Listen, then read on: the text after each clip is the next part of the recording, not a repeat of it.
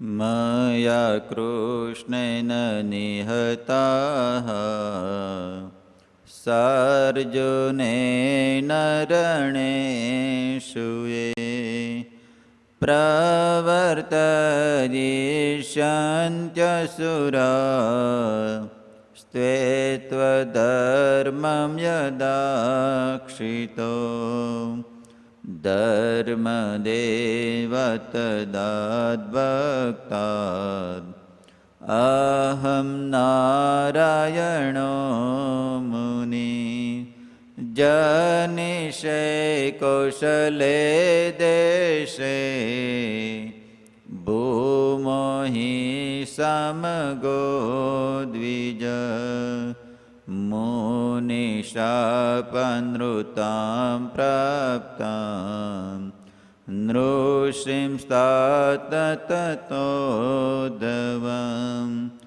ततो वीतसुरेभ्योऽहं सधर्मं स्थापयन्नज सधर्मं स्थापयन्नज ॐ श्रीपूर्णपुरुषोत्तमाय नमो नमः। श्रीघनश्यामाय हरिकृष्णाय श्रीसहजानन्द स्वामिने नमो नमः।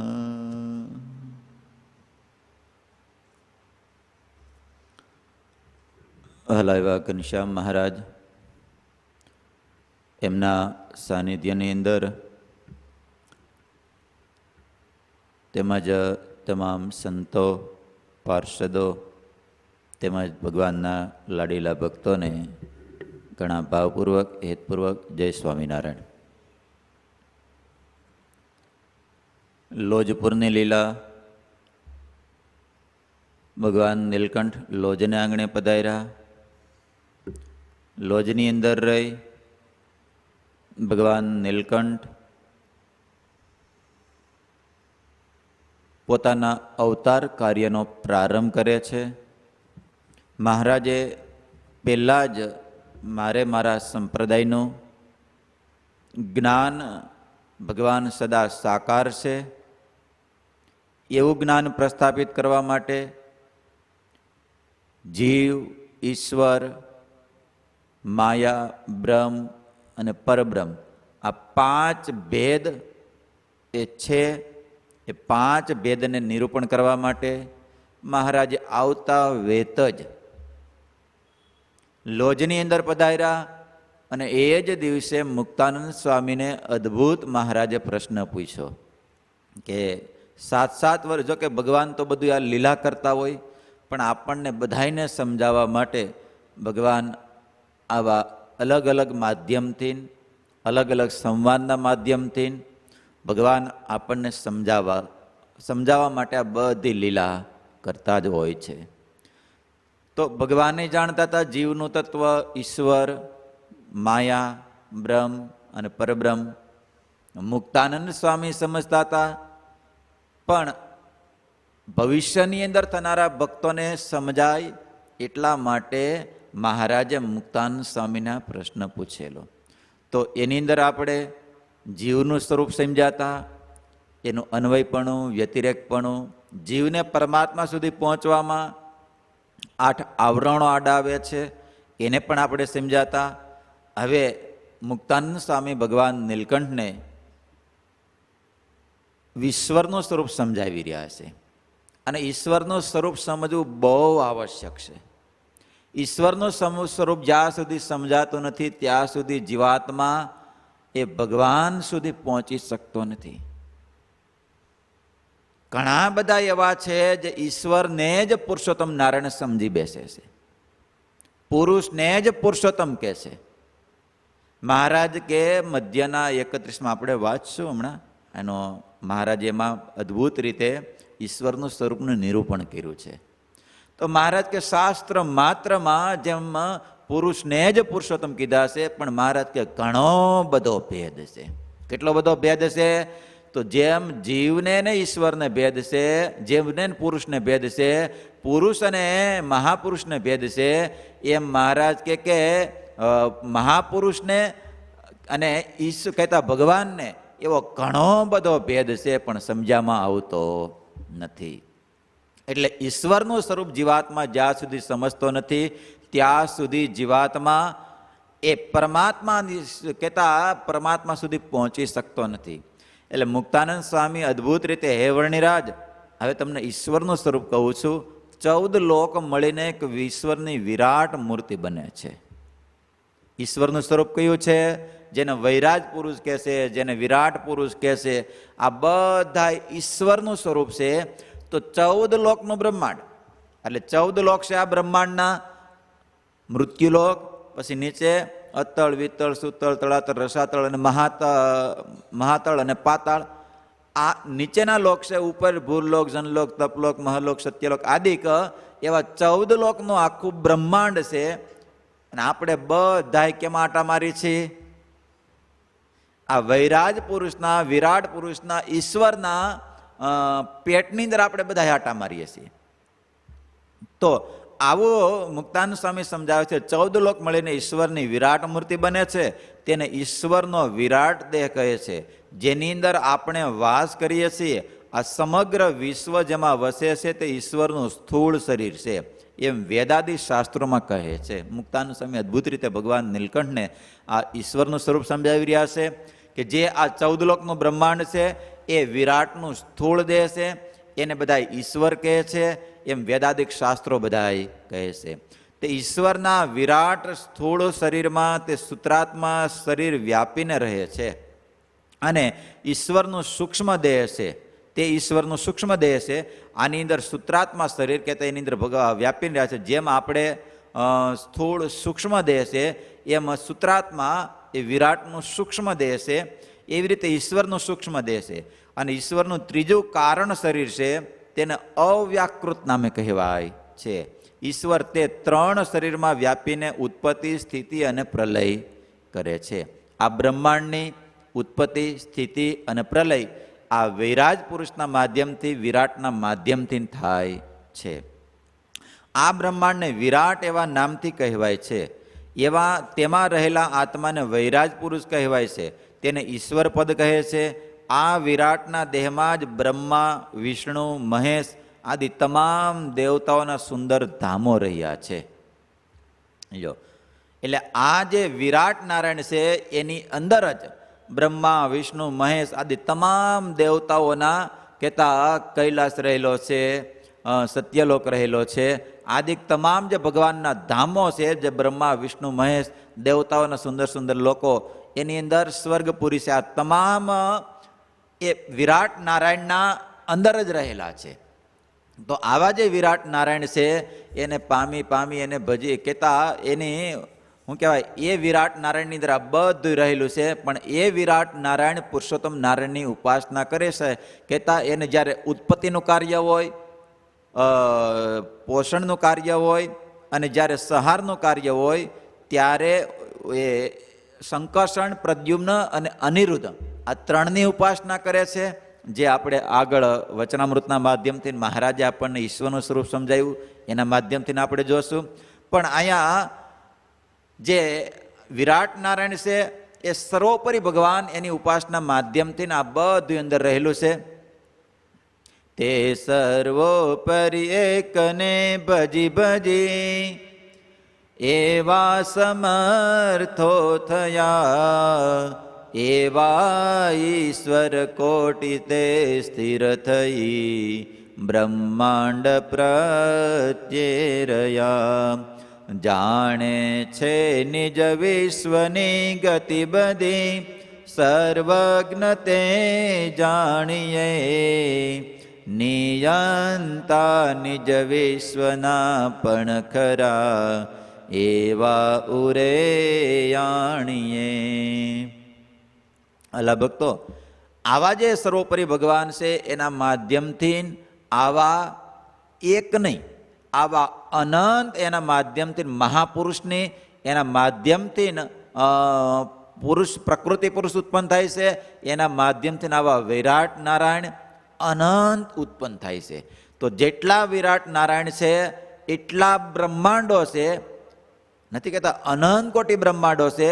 તો અનંત કોટી બ્રહ્માંડોની અંદર એ પુરુષોત્તમ નારાયણને ભજી ભજીને આવા સમર્થ બધાય એ કરડો ભગવાનની ઉપાસના કરી અને આવા કરડો જે ઈશ્વરો એ થાય છે.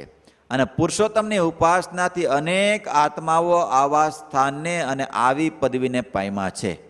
જો એટલે ભગવાનની ઉપાસના કર્યા વગર ક્યારેય પણ મોટપ પ્રાપ્ત થતી નથી. મહારાજ કે સૂર્ય એક દાડો એ માખી જેવો હતો, પણ એણે ભગવાનને ભગવાનના સંતોને રાજી કર્યા અને ભગવાનની ઉપાસના કરી, તો આજે એ પ્રકાશયુક્ત થયો છે. માખી જેવો પહેલાં હતો, પણ જ્યારે ભગવાનની ઉપાસના કરી ત્યારે એવો થયો છે.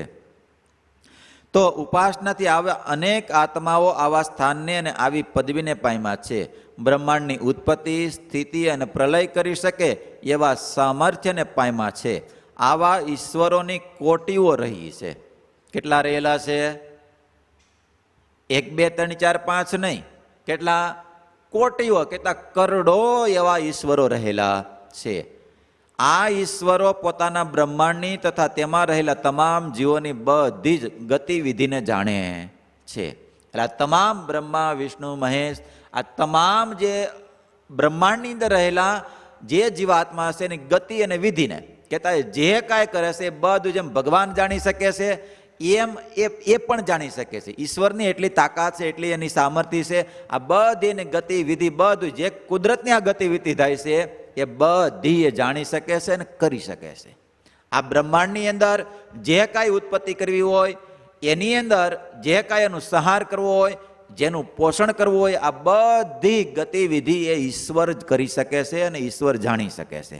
આટલી સામર્થ્ય, આટલી તાકાત એ ઈશ્વરની છે. જેમ જીવને સ્થૂળ સૂક્ષ્મને કારણે 3 દેહ છે, તેમ ઈશ્વરને વિરાટ, સૂત્રાત્મા અને અવ્યાકૃત 3 દેહ છે. જે મહારાજે અન્વય અને વ્યતિરેક પણ સમજાવતા પ્રથમના 7મા વચનામૃતની અંદર મહારાજ સુંદર રીતે સમજાવે.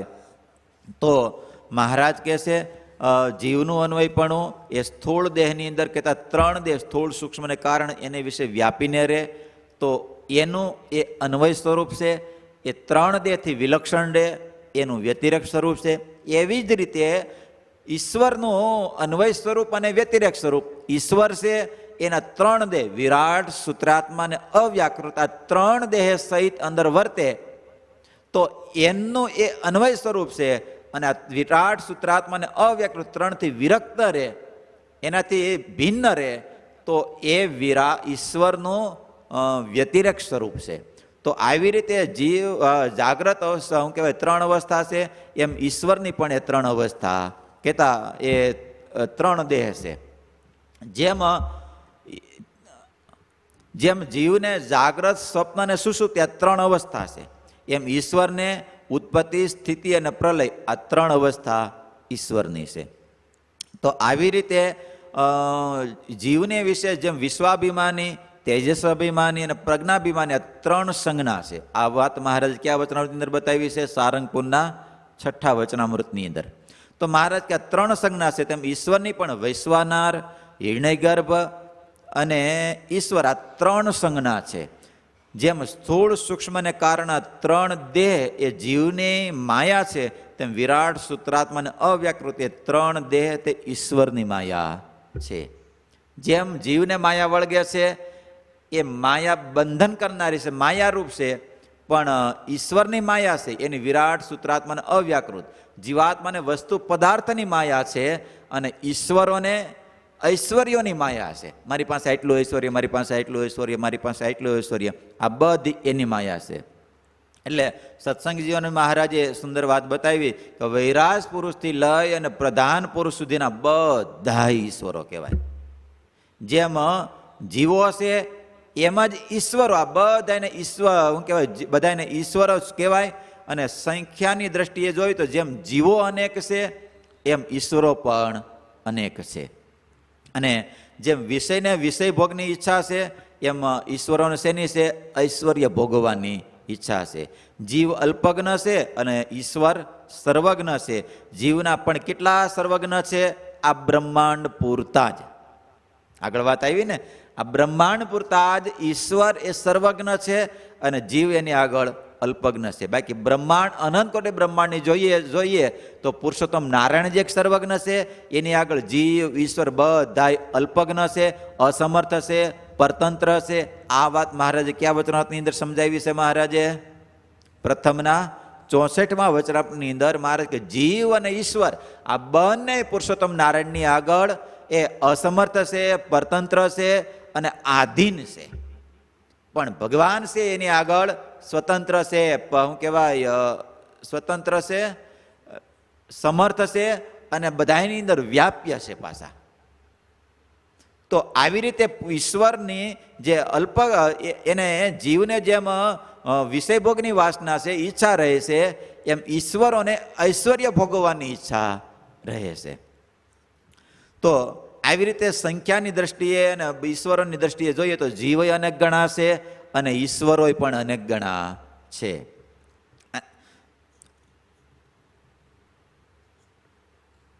અને દેહ અલ્પ પંચભૂતના જીવના જે દેહ છે એ આવ્યું હતું ને પ્રથમના 12મા વચનામૃતની અંદર, જીવના જે પંચભૂત છે એ અલ્પ છે અને ઈશ્વરોના છે એ મહત છે.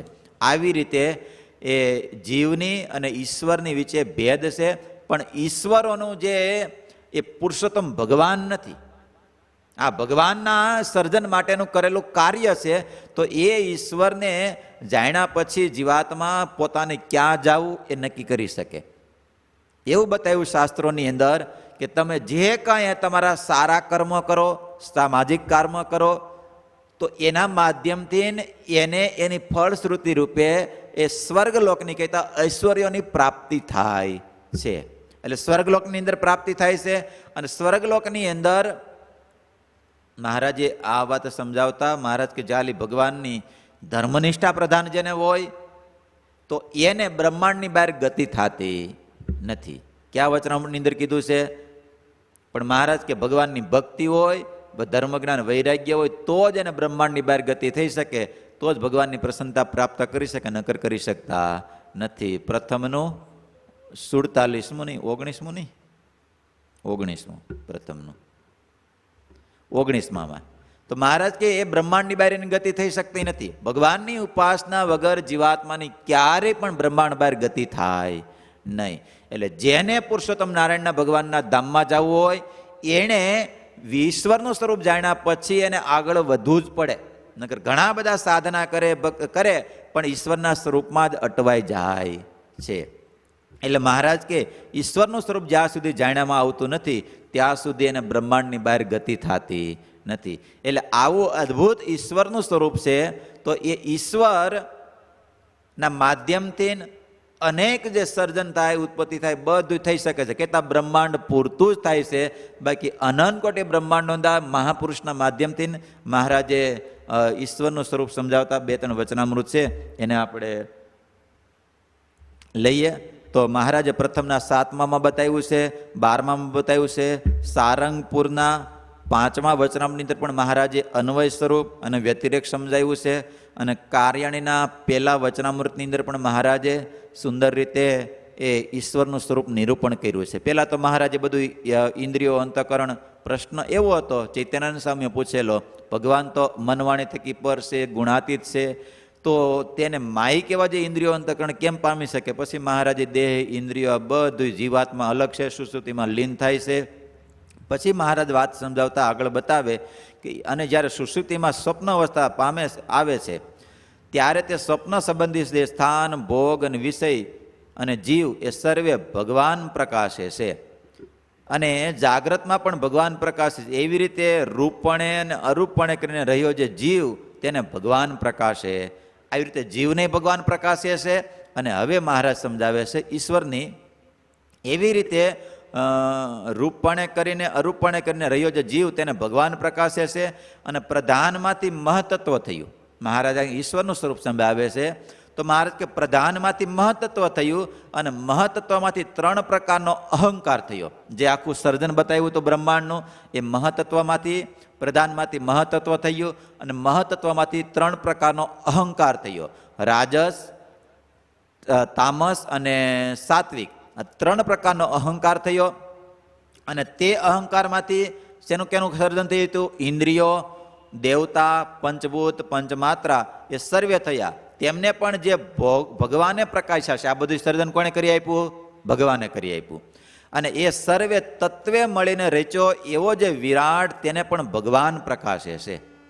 આને કોણ પ્રકાશે છે?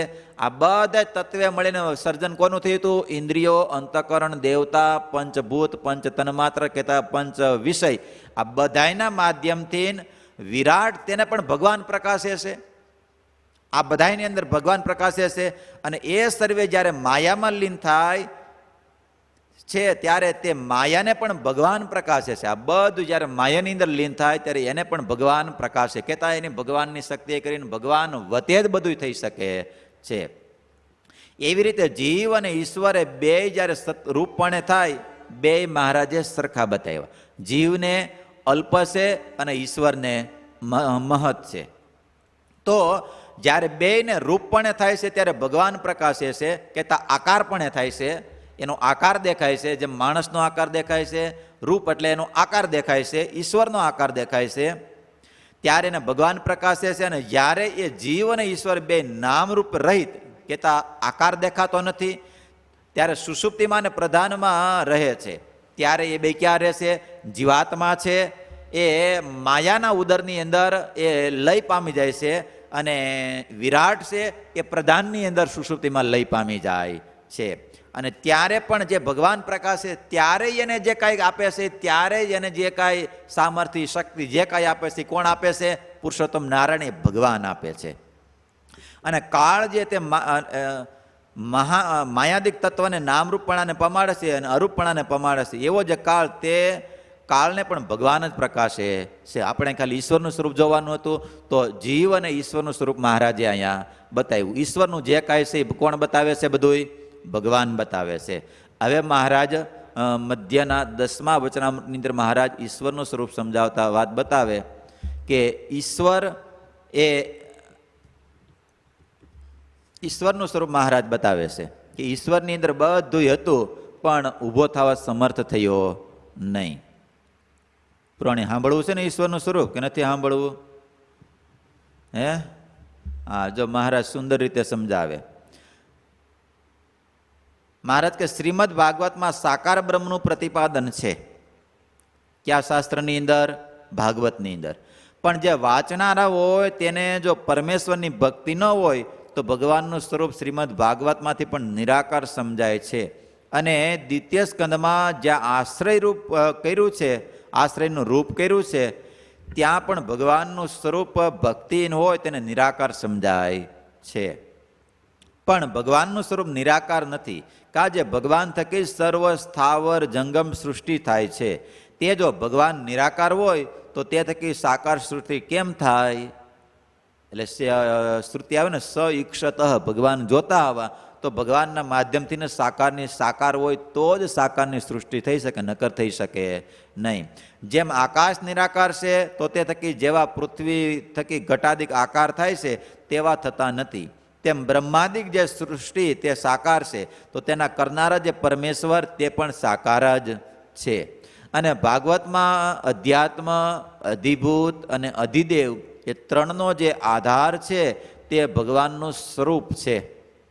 અધ્યાત્મ, અધિભૂત અને અધિદેવ, આ ત્રણનો જે આધાર છે એ ભગવાનનું સ્વરૂપ છે. અહીંયા વિરાટના લેવાના છે, જીવના નથી લેવાના. વિરાટના અધ્યાત્મ, અધિભૂત અને એના ઇન્દ્રિયો, અંતઃકરણ અને દેવતા. આ અધ્યાત્મ, અધિભૂત એટલે એ ઈશ્વરના સ્વરૂપ છે. એ ત્રણનો આધાર છે. કારણ કે વિરાટ ભગવાનનું સ્વરૂપ છે. એમ કહ્યું છે, તેની વાત કરીને કરીએ તે સાંભળો. અધ્યાત્મ જે વિરાટ પુરુષના ઇન્દ્રિયો, અધ્યાત્મ એટલે કોણ? વિરાટ જે આ બ્રહ્માંડ છે એના ઇન્દ્રિયો, અને અધિભૂત જે તેના પંચ મહાભૂત. એટલે ક્યાં આવે પંચ મહાભૂત? આ વિરાટની અંદર જે આપણા પૃથ્વી જળ તેજ વાયુ આકાશ એ આપણા અલ્પ છે, એના મહત છે. જે વાત મહારાજે પ્રથમના 65માં મહારાજ કે એ બેયની એકરૂપતા છે. તો પંચ મહાભૂત છે અને અધિદેવ જે વિરાટના ઇન્દ્રિયોના દેવતા એ સર્વે વિરાટને વિશે આવ્યા તો પણ વિરાટ ઊભો ન થયા. પછી વાસુદેવ ભગવાને પુરુષ રૂપે થઈને જ્યારે વિરાટ પુરુષને વિશે પ્રવેશ કર્યો ત્યારે વિરાટ પુરુષ ઊભા થયા. વાસુદેવ ભગવાન એટલે જે સર્વોપરી એક જ ભગવાન છે. એને કોઈ વાસુદેવ કહેશે, કોઈને કૃષ્ણ કહેશે, આ અલગ અલગ નામથી પણ એક જ ભગવાન છે. આ વાત મહારાજ સમજાવતા પ્રથમના અંત્યના 39માં વચન મહારાજ કે ભગવાન એક જ છે, પણ એ ભગવાન એક જ એવા જે ભગવાન એના માધ્યમથી બધું સર્જન થાય છે. જો ભગવાન જાજા હોય તો મહારાજ કે એક ભગવાન કે મારે વરસાદ કરવો છે, એક કે કાળ પાડવો છે, એક કે પશુના ધર્મ મનુષ્યમાં કરવા છે, એક કે મનુષ્યના ધર્મ પશુમાં કરવા છે. તો આ ગતિવિધિ જે ચાલુ રહેશે, જ્યાં કુદરતની અદલ પ્રમાણે કાર્ય ચાલુ રહેશે, એ કાર્ય ચાલુ રહી શકે નહીં. એટલે ભગવાન એક જ છે અને જો ભગવાન જાજા હોત તો ત્યાંય ચુનાવ કરવો પડત, સમજાય છે, ત્યાં ઇલેક્શન લાવવું પડત કે પુરાણી એવું ન થાત. એટલે ભગવાન એક જ છે, એના માધ્યમથી બધું થઈ રહ્યું છે. તો મહારાજ કે એ ભગવાન જ્યારે આ વિરાટની અંદર બધું હતું, ઇન્દ્રિયો અંતઃકરણ દેવતાઓ એના પ્રવેશ કરેલા હતા, કારણ કે ઇન્દ્રિયોના બધા દેવતાઓ છે, બધા અલગ અલગ અલગ. તો એ દેવતાઓ અંદર પ્રવેશ કરેલો હતો, પણ તેમ છતાંય એ વિરાટ ઊભો થવા માટે સમર્થ થયો નહીં. આ એક આ વચનામૃતની અંદર આ વિરાટ ઊભો ન થયો બતાવી, અને બીજા કયા વચનામૃત જે આપણે હમણાં વાંચશું, કયા વચનામૃતની અંદર છે? મધ્યના 31માં. તો મહારાજ કે વિરાટ ઊભો ન થયો અને વાસુદેવ ભગવાને પુરુષ રૂપે થઈને જ્યારે વિરાટ પુરુષને વિશે પ્રવેશ કર્યો ત્યારે વિરાટ પુરુષ ઊભા થયા. એટલે ભગવાનનો જ્યાં સુધી આવિર્ભાવ થતો નથી ત્યાં સુધી વિરાટની તાકાત નથી ઊભો થઈ શકે. ભલે દેવતાઓ હતા પણ ઊભો થઈ શકે નહીં. અને તે ભગવાન વિરાટ પુરુષના જે અધ્યાત્મ, અધિભૂત અને અધિદેવ તેને વિશે તદાત્મકપણે કરીને વર્તે છે, કહેતા એને વિશે અંતર્યામી શક્તિ કરીને ભગવાન એકરૂપપણે કરીને વર્તે છે. અને સ્વરૂપે તો વિરાટ થકી ન્યારા છે, પાછા પોતાના ધામને વિશે પાછા 84% ન્યારા કહેતા નથી, ઘણા બધા અલગ છે. તેને વિશે તદાત્મકપણે કરીને વિરાટ થકી ન્યારા છે, તેને જ આશ્રય કરવા યોગ્ય સ્વરૂપ કહ્યું છે. એટલે ઉપાસના કરવા યોગ્ય, આશ્રય કરવા યોગ્ય, ભક્તિ કરવા યોગ્ય સ્વરૂપ કયું છે? વિરાટ નારાયણનું ઈશ્વરનું સ્વરૂપ ભક્તિ કરવા યોગ્ય નથી એમ સમજાવે છે મહારાજ. ભક્તિ કરવાનું કહેતા વિરાટની ઉપાસના કરવા યોગ્ય નથી. તમારે ઉપાસના કરવી હોય, આશ્રય કરવો હોય, ભક્તિ કરવી હોય તો સર્વોપરી પુરુષોત્તમ નારાયણ છે. એ પુરુષોત્તમ નારાયણની ઉપાસના કરો, ભક્તિ કરો, તો જ તમારી બ્રહ્માંડ બહાર ગતિ થઈ શકે, નકર ક્યારેય પણ થાય નહીં. એટલે મહારાજ બહુ અદ્ભુત રીતે સમજાવે છે. મહારાજ કે આશ્રય કરવા યોગ્ય સ્વરૂપ કહ્યું છે તે જેમ અગ્નિ છે તે પ્રકાશ રૂપે તો અરૂપ છે. મહારાજ દ્રષ્ટાંત આપીને આપણને સમજાવે છે કે અગ્નિ છે એ પ્રકાશ રૂપે તો અરૂપ છે, એટલે દેખાતી નથી પ્રકાશ રૂપે કરીને. અને અગ્નિ પોતે તો મૂર્તિમાન છે. પાછો અગ્નિ કેવો છે? પાછો મૂર્તિમાન છે. તે જ્યારે અગ્નિને અજીર્ણ થયું હતું ત્યારે મૂર્તિમાન અગ્નિ શ્રી કૃષ્ણ ભગવાનને અર્જુન પાસે આવ્યો હતો. પછી જ્યારે ઇન્દ્રનું ખાંડવ વન બાળવા ગયો ત્યારે તે જ અગ્નિ જ્વાળા રૂપે થઈને સમગ્ર વનમાં વ્યાપ્યો. તેમજ પુરુષોત્તમ ભગવાન છે તે બ્રહ્મરૂપ જે પોતાનું અંતર્યામી શક્તિ તેણે કરીને સર્વને વિશે વ્યાપક છે અને મૂર્તિમાન થકા સર્વથી જુદા છે.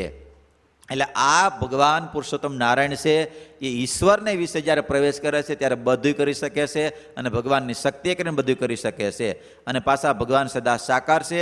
બ્રહ્મ છે તે તો પુરુષોત્તમ ભગવાનની કિરણ છે, કહેતા એની શક્તિ છે, એનું સ્વરૂપ કહેતા એની શક્તિ સામર્થ્ય આવેલી છે. કિરણ એટલે જેમ સૂર્યની કિરણ કેમ અહીંયા આવે તો આપણે કહેવાય તો સૂર્યનો પ્રકાશ છે, એમ ભગવાનની શક્તિ અંતર્યામી શક્તિ કરીને ભગવાનનું એ કિરણ છે. ને પોતે ભગવાન તો સદા સાકાર મૂર્તિ જ છે.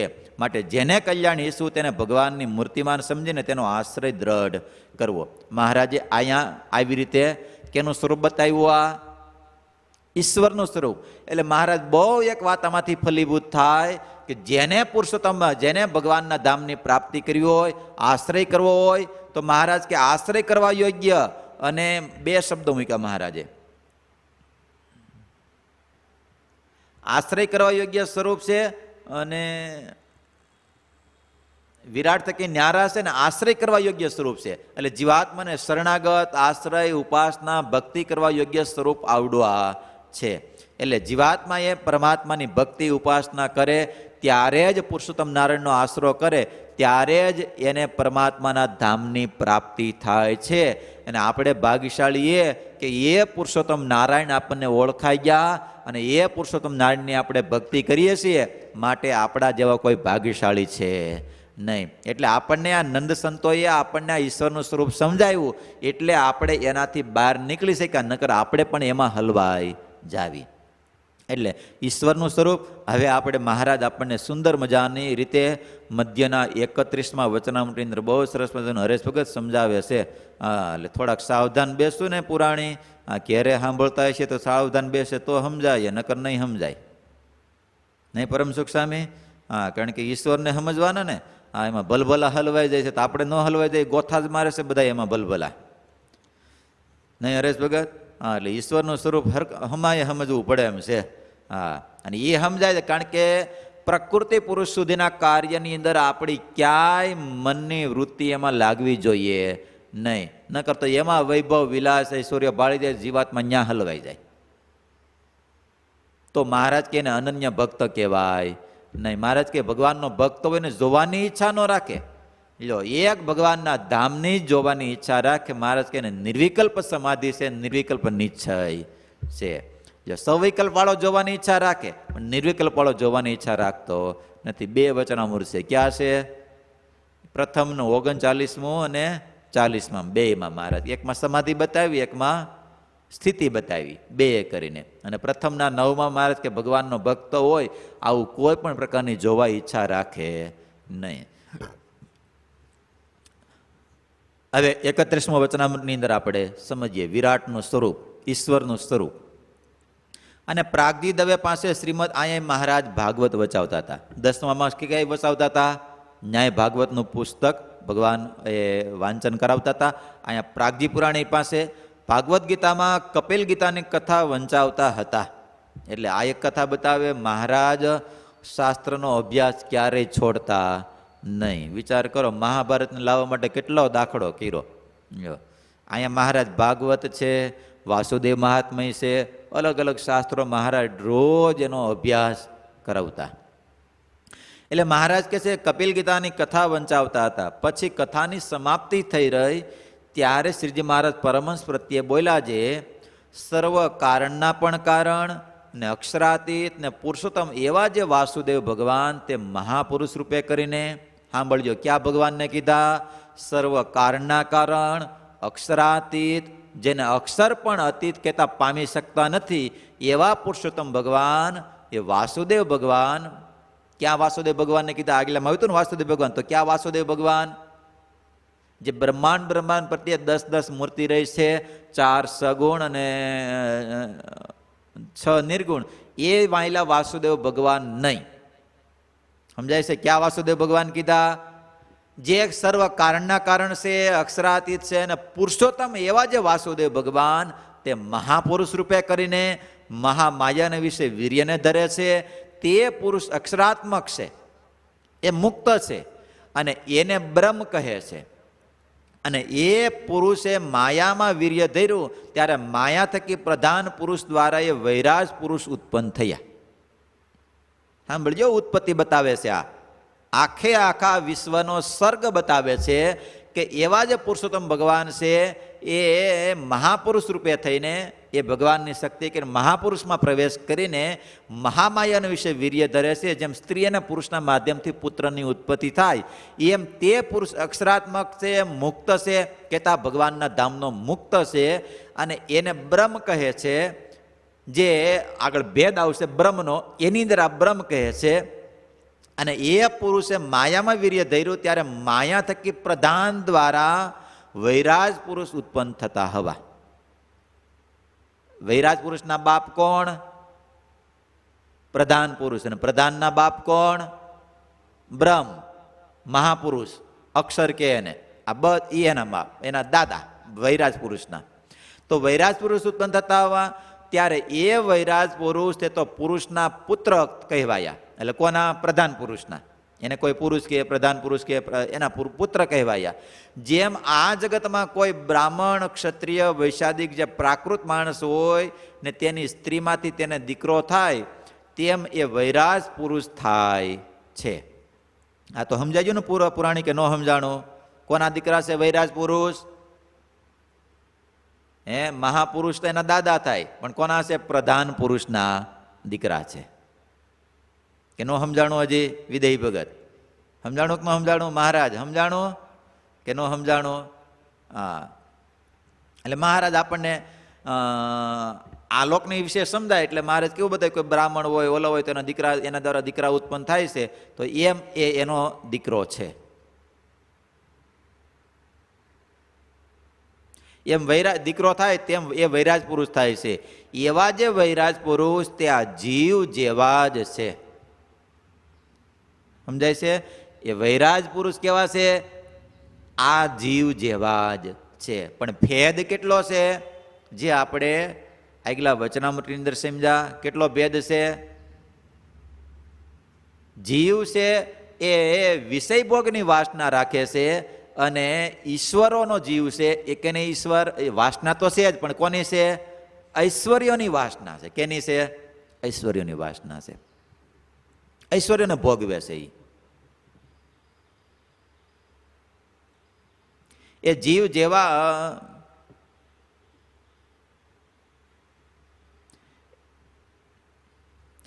જેવા જ છે, અને એની ક્રિયા પણ આ જીવના જેવી જ છે. વાસના એટલે ભોગની ઈચ્છા. જેમ આપણે ખાવા પીવા બધું જોઈશે, એમ ઈશ્વરોને ઐશ્વર્યનું ભોગ છે. કેનું છે? ઐશ્વર્યનું. એટલે વાસનાના સ્વરૂપમાં, એટલે આસક્તિ સ્વરૂપમાં નહીં. જેમ ભલે અહીંયા મૃત્યુલોકની અંદર કોઈ નારસંકાદિક જેવા મુક્તો આવ્યા હોય, તો મહારાજ કે એને વિષય તો જોઈશે, વિષય વગર હાલતું નથી. પણ એનામાં ને ઓલામાં ભેદ હોય છે. એમ ઈશ્વરોને પણ કહેતા વિષયો જોઈશે, પણ આસક્તિ સહિત નથી. ઐશ્વર્યને ભોગવે છે. જેમ ભગવાનના ભક્તય ભોગવે ને જગતના જીવય ભોગવે, એમાં ભેદ કે નહીં, એમ ઈશ્વરોને એ ઐશ્વર્ય તો બધાએ જોઈશે, પણ એને કહેતા ક્યારેક ઈશ્વરને બંધન કરતા થતા. કારણ કે મહારાજ આગળ બતાવશે હું કામ બંધન કરતા થતા નથી. તો મહારાજ કે એની ક્રિયા પણ આ જીવના જેવી છે, અને તે વૈરાજ પુરુષની દ્વિપરાર્ધ કાળની આવરદા છે. એટલે કેટલા વર્ષ થાય? દ્વિપરાર્ધ એટલે 50 વર્ષનો એક પાર્ધ થાય એવા દ્વિપરાર્ધ કાળની આવરદા છે. એટલે 100 વર્ષની આવરદા છે. જે વૈરાજ પુરુષની અંદર, વિરાટની અંદર આપણા એના એક પલકારાની અંદર આપણા 666 વર્ષ વ્યતીત થઈ જાય. તો એના એક દિવસની અંદર આપણા કેટલા વર્ષ વ્યતીત થઈ જાય છે? જે ખગોળ ભૂગોળની અંદર મહારાજે વાત બતાવી. કેટલા વર્ષ થાય છે પરમ સુખ સ્વામી? 8 અબજ અને 64 કરોડ વર્ષ એના એક દિવસની અંદર આપણા જતા રહે છે. તો એની દ્વિપ્રાકારની આવરદા છે. અને આ જગતની ઉત્પત્તિ, સ્થિતિ, પ્રલયરૂપ તેની 3 અવસ્થા છે. જેમ જીવની જાગ્રત, સ્વપ્ન અને સુષુપ્તિ એ 3 અવસ્થા છે, તેમ અને એ વૈરાજ પુરુષના વિરાટ, સૂત્રાત્મા અને અવ્યાકૃત એ 3 દેહ છે. તે દેહ અષ્ટ આવરણે યુક્ત છે. જે આપણે સ્થૂળ દેહનું આપણે બતાવ્યું હતું ને, જેમ જીવને અષ્ટ આવરણ પાર કરવા પડે, એમ આને પણ અષ્ટ આવરણે યુક્ત છે. અષ્ટ આવરણ ક્યાં? પૃથ્વી, જળ, તેજ, વાયુ, આકાશ, અહંકાર અને મહતત્વ. કારણ કે અહંકારમાંથી જ બધું આ સર્જન થયું છે. તો આ મહતત્વ, આ પ્રકૃતિ, આ જે કાંઈ 8 આવરણ છે, જીવને છે એમ ઈશ્વરને પણ છે. અને દેહ, મહતત્વાદિક જે 24 તત્વ તે દ્વારે થયા છે, તે એ વિરાટને વિશે ઇન્દ્રિયો, અંતઃકરણ, દેવતાઓએ પ્રવેશ કર્યો અને એને ઉઠાડવા માંડ્યું. તે વિરાટનો જીવ માહી હતો. ઇન્દ્રિયો, અંતઃકરણ, દેવતા તો હતા, પણ વિરાટનો જીવય માહી હતો. તો પણ એ વિરાટ ઉઠ્યું નહીં. તો પણ વિરાટ ઊભું થયું નહીં. અને જ્યારે ક્ષેત્રજ્ઞ એવા જે વાસુદેવ ભગવાન તે પુરુષ રૂપે કરીને એમાં આવ્યા, ત્યારે વિરાટ દેહ ઉઠ્યું અને વૈરાજ પુરુષ પોતાની ક્રિયાને વિશે સમર્થ થયા. આ બધું હતું વિરાટની અંદર. ઇન્દ્રિયો, અંતઃકરણ, દેવતા, ખુદ એનો જીવ પણ હતો, પણ ઊભો થવા માટે સમર્થ થયો. ને જ્યારે ભગવાનની અંદર પ્રવેશ કર્યો ત્યારે વિરાટ દેહ ઊભો થયો. એ વૈરાજ પુરુષ પોતાની ક્રિયાને વિશે સમર્થ થયા. અને એ જ જે ભગવાન, ક્યાં ભગવાન? જે સર્વોપરી છે, અક્ષરાતીત છે, પુરુષોત્તમ નારાયણ છે, એ જ જે ભગવાન તે આ જીવને વિશે પ્રકાશાને અર્થે સુષુપ્તિ રૂપ માયા થકી પર રહ્યા છે. એટલે જીવને પણ પ્રકાશ કરે છે સુષુપ્તિમાં હોય ત્યારે, અને ઈશ્વરને પણ પ્રકાશ કરે છે. તો જીવને સુષુપ્તિમાંથી રહ્યા, આ જીવને વિશે સાક્ષી રૂપે રહ્યા છે. પ્રકાશાને અર્થે સુષુપ્તિ રૂપ માયા થકી પર રહ્યા થકા ને એ જીવને વિશે સાક્ષી રૂપ રહ્યા છે. તો પણ જીવને દેહ અને ઇન્દ્રિયો અને વિષય તેનો સંગ ઘણો થયો છે. માટે જીવ એમ સમજે છે મારું સ્વરૂપ તો માયા થકી મુક્ત ને પર એવું જે બ્રહ્મ તે છે. એવી રીતે નિરંતર મનન કરતો છતો બ્રહ્મનો સંગ કરે તો એ બ્રહ્મનો ગુણ એ જીવને વિશે આવે છે. સતત અનુસર હું બ્રહ્મ છું, બ્રહ્મ છું, બ્રહ્મ છું, આત્મા છું, આત્મા છું, આત્મા છું, અક્ષર છું, અક્ષરરૂપ છું. તો એના જે ગુણ છે એ એની અંદર જીવાત્માની અંદર આવે છે. અને એ વાર્તા સાંભળી બ્રહ્મનો ગુણ એ જીવને વિશે આવે છે, પણ એને એ આ વાર્તા સાંભળી હોય તો પણ નિરંતર સ્મૃતિ રહેતી નથી, ભૂલાઈ જાય છે. માયાને આધીન છે ને એટલા માટે એ મોટો દોષ છે. એવી રીતે ઈશ્વર જે વૈરાજ પુરુષ ને આ જીવ એ સર્વના પ્રકાશક, તો પુરુષ રૂપે કરીને પુરુષોત્તમ એવા જે વાસુદેવ છે, અને એ વૈરાજ પુરુષ પણ જીવની પેટે બદ્ધ છે. કેવા છે? જેમ જીવ બદ્ધ છે એમ વૈરાજ પુરુષ કહેતા એનો જીવ પણ બદ્ધ છે. તે દ્વિપરાર્ધ સુધી પોતાની આવરદા ભોગવે છે, 100 વર્ષ સુધી. ત્યાં સુધી બદ્ધ વર્તે છે. જ્યાં સુધી દેહની અંદર છે, વિરાટ સૂત્રનો અવ્યાકૃત્યની અંદર છે, ત્યાં સુધી બદ્ધ વર્તે છે. અને એનો પ્રલય થાય ત્યારે એને એ પુરુષનો સંબંધ સાક્ષાત થાય છે. ક્યાં પુરુષનો સંગ કરે છે ને? હું બ્રહ્મ છું, બ્રહ્મ છું, બ્રહ્મ છું. એટલે પ્રધાન પુરુષનો સંગ છે. કેમ? જે એનો બાપ જે પુરુષ, કોણ? પ્રધાન પુરુષ, તે સમર્થ છે અને એને એટલો જાળવે છે. અને વૈરાજ પુરુષને માયાનો સંબંધ રહ્યો છે, માટે પ્રલયના અંતે પાછો માયામાંથી ઉપજે છે. અને આ જીવ છે તે જેવો પોતે બદ્ધ છે અને અસમર્થ છે, તેવી જ રીતે એનો જે બાપ હોય તે પણ બદ્ધ અને અસમર્થ હોય. માટે એ બાપ અને દીકરાને શી સહાય કરે? માટે એને સુષુપ્તિના રૂપ માયાનો સંબંધ નિરંતર રહે છે, ટળતો નથી. એ તો જ્યારે પૂર્વે કહ્યો તેવી રીતે નિરંતર પોતાના પ્રકાશક જે બ્રહ્મ તેનો મનન દ્વારા સંગ કરે ત્યારે ટળે છે. એટલે મહારાજનો કહેવાનો હેતુ, જીવ હોય તોય ભલે, ઈશ્વર હોય તોય ભલે, એ બધા જ્યારે પુરુષોત્તમ નારાયણનો સંગ કરે, એની ઉપાસના કરે, ત્યારે જે માયા થકી રહિત થાય છે અને બધ મટી અને મુક્ત થઈ શકે છે. એટલે બધ જીવાત્માને મુક્ત થવા માટે ભગવાનની ઉપાસના કર્યા વગર, ભગવાનનું સ્વરૂપ સમજ્યા વગર ક્યારેય પણ મુક્ત થઈ શકતો નથી. એટલે બધ જીવાત્માને મુક્ત થવા માટે સતત હું બ્રહ્મ છું, બ્રહ્મ છું, બ્રહ્મ છું, બ્રહ્મ છું, અક્ષરરૂપ છું, અક્ષરરૂપ છું, આવું જ્યારે મનન કરે છે એનો ત્યારે એનો એ સંગ કહેતા બધ મટીને મુક્ત કક્ષાને પામી જાય છે.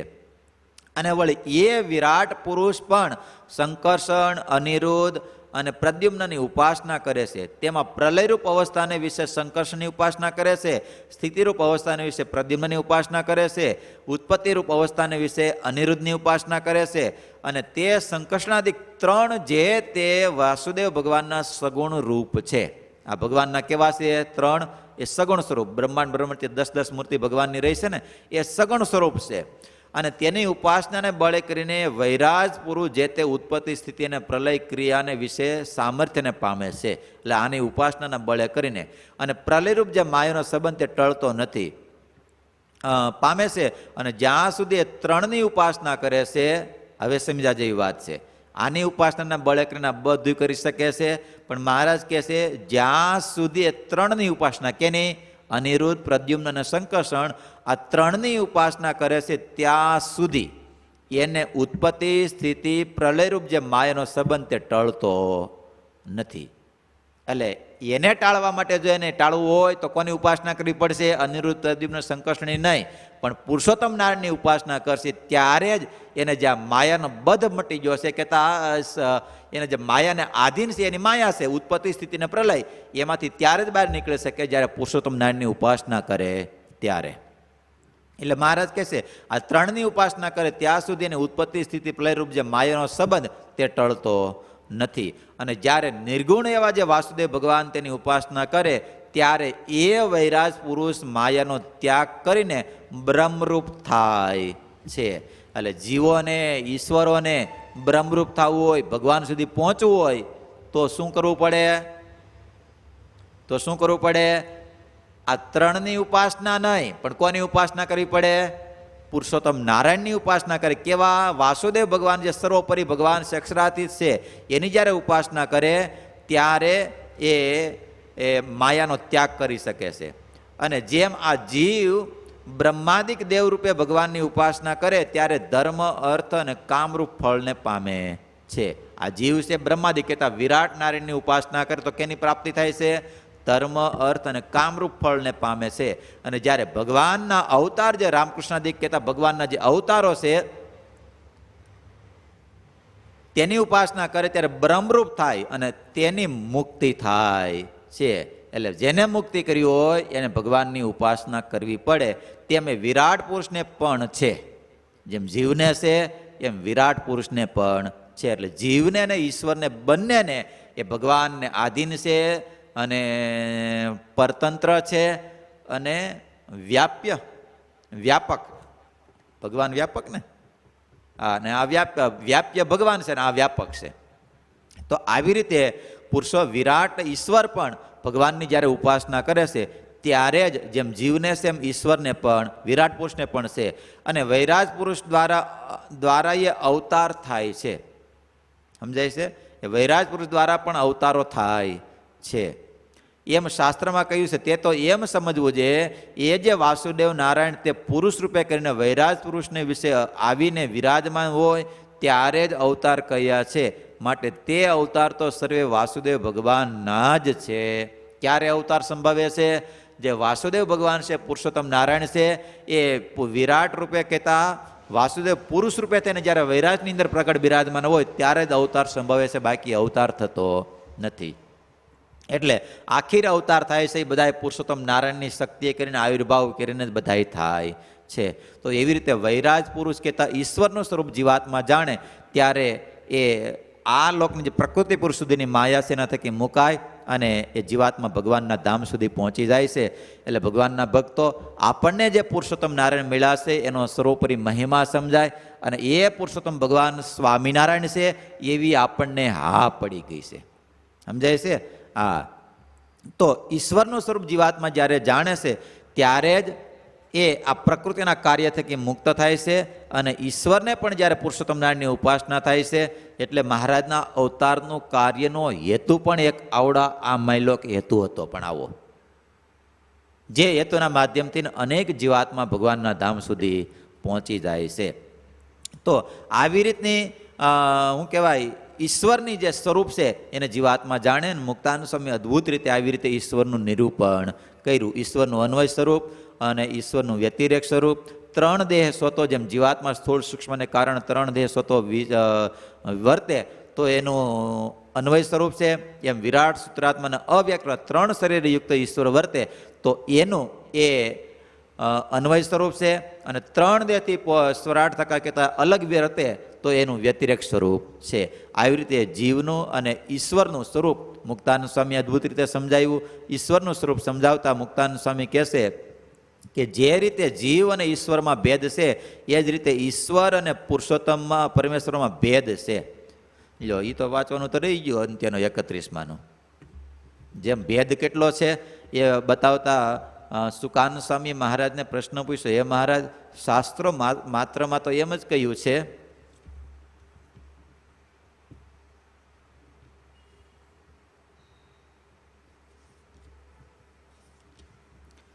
સુકમુનિએ પૂછ્યું છે પુરુષોત્તમ વાસુદેવ છે તે પુરુષ રૂપે કરીને અનેક બ્રહ્માંડની ઉત્પત્તિ સ્થિતિ પ્રલયને કરતા છે, માટે પુરુષ રૂપે કરીને જ બહુધા શાસ્ત્રમાં પુરુષોત્તમને કહ્યા છે. ત્યારે પુરુષમાં અને વાસુદેવમાં કેટલો ભેદ છે. આ વૈરાજ પુરુષમાં અને વાસુદેવ કહેતા સર્વોપરી ભગવાન છે, એમાં કેટલો ભેદ છે. શાસ્ત્ર માત્ર બહુધા તો આમ જ કીધું છે કે પુરુષને જ પુરુષોત્તમ કીધા છે. ત્યારે શ્રીજી મહારાજ બોલ્યા છે, જેમ આ જીવને વિશે અને વૈરાજ પુરુષ ઈશ્વરને વિશે ભેદ છે. કેટલો ભેદ છે. અને વળી જેમ ઈશ્વરને ને પુરુષને ભેદ છે, તેમ પુરુષને ને પુરુષોત્તમ એવા જે વાસુદેવ ભગવાન તેને વિશે એવો ઘણો ભેદ છે, જે માપી શકાય એમ નથી. ને પુરુષોત્તમ વાસુદેવ તો સર્વના સ્વામી છે, અને એવા અક્ષરાત્મક પુરુષ બ્રહ્મરૂપ ઘણાક છે. તે જે વાસુદેવના ચરણારવિંદને ઉપાસના કરે છે અને સ્તુતિ કરે છે, એવી રીતે પુરુષોત્તમ, પુરુષ, જીવ, ઈશ્વર અને માયા એ 5 ભેદ અનાદિ છે. તે એવી રીતે આ વાર્તા અમે ઘણી પ્રકારે કરી છે, પણ એનું મનન કરીને સારી પેઠે પોતાના અંતરમાં ઘેડ બેસાડતા નથી. એટલે શાસ્ત્રના શબ્દને સાંભળીને સમજણમાં ઠાર રહેતો નથી. અને ઠાવ કે ઘેડ બેસાડી હોય તો પણ એની સમજણ કોઈ દિવસ તે શબ્દને સાંભળવે કરીને ફરે ને. એટલે ઠાવ કે ઘેડ બેસાડી દેવી. સમજાય છે. આટલો બધો ભેદ છે. જીવમાં ને ઈશ્વરમાં ભેદ છે, ઈશ્વરમાં ને પુરુષમાં ભેદ છે. એવો પુરુષ અને પુરુષોત્તમમાં ઘણો બધો ભેદ છે. એટલે નંદ સંતોએ દયા કરી મહારાજનું જ્ઞાન આ લખી લીધું, જેના માધ્યમથી આપણને આ એ સમજામાં આવે છે. અને મુક્તાન સમય અદભુત રીતે સમજાય. સાંભળો વર્ણિના આ ઈશ્વરોમાં ઐશ્વર્ય, સામર્થ્ય, કર્તૃત્વ અને સર્વ જ્ઞાતાદિક ગુણો છે ઈશ્વરોની અંદર. તે સર્વે પરબ્રહ્મ પુરુષોત્તમ નારાયણને આધીન છે. આ બધા જે કાંઈ બધા છે કોને આધીન છે? ભગવાન એમ નક્કી કરે મારે નથી દેવું તો કામ પૂરું. તેઓ જીવ કરતા સમર્થ હોવા છતાં બ્રહ્મ અને પરબ્રહ્મની આગળ અતિ અસમર્થ છે. આવી રીતે મુક્તાનંદ સ્વામીએ ઈશ્વરનું અદ્ભુત સ્વરૂપ નિરૂપણ કર્યું. અને મુક્તાનંદ સ્વામીના માધ્યમથી આપણને પણ ઈશ્વરનું સ્વરૂપ સમજાવવામાં આવ્યું. અને ભગવાન સ્વામીને પણ પોતાની પરાવાણીના માધ્યમથી, વચનામૃતના માધ્યમથી આપણે ઈશ્વરનું સ્વરૂપ એ સમજ્યા. તો ઈશ્વરના સ્વરૂપને પૂર્ણ કરતા મુક્તાનંદ સ્વામી હવે વર્ણિરાજને કેનું સ્વરૂપ સમજાવશે? માયા. જીવ, ઈશ્વર અને માયા. તો માયાનું સ્વરૂપ એને આપણે વિશેષ આવતીકાલે જો કે એનો થોડોક મર્મહોતન છે એ 5 ભેદની અંદર, તો એને આપણે વિશેષ આવતીકાલે સમજવા પ્રયાસ કરશું. તો એ શબ્દોની સાથે અહીંયા ઈશ્વરના સ્વરૂપને સમાપ્ત કરી અને કથાને પૂરી કરશું. બોલો સ્વામિનારાયણ ભગવાનની જય. શ્રીપતિમ શ્રીધરમ સર્વદેવેશ્વરમ ભક્તિધર્માત્મજમ વાસુદેવમ હરે માધવમ કેશવમ કામજમ કારણમ સ્વામિનારાયણમ નીલકંઠમ ભજે સહજાનંદ સ્વામી મહારાજની જય.